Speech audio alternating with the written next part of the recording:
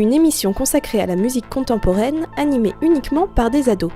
Pendant plusieurs semaines, 7 élèves de l'école des arts de Schiltigheim ont appris à effectuer un véritable travail de journaliste.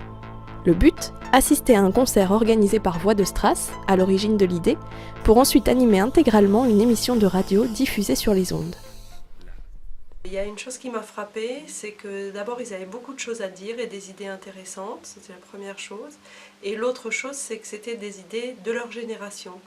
Des idées d'une génération nouvelle qui porte son propre regard sur la musique contemporaine, c'est ce que veulent mettre à l'honneur l'association Voix de Strass, l'école des arts de Schiltigheim et la radio Accent 4.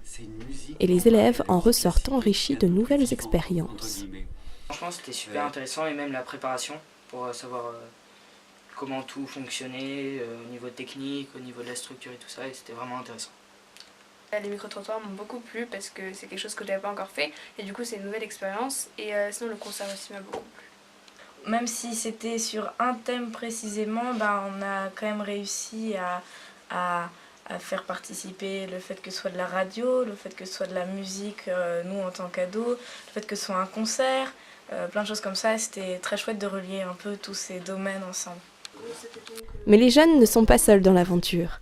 Bien au contraire, ils sont accompagnés pas à pas par des professionnels.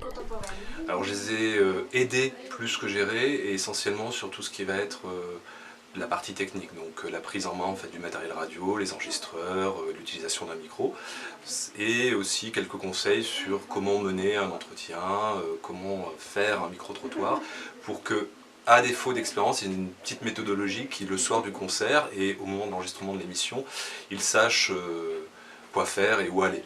Et pour Accent 4, la portée de l'événement est symbolique. Et il est important pour une radio comme la nôtre d'aller à la recherche d'un nouveau public. Le public qui est présent, les jeunes ados, c'est probablement le public des concerts de demain.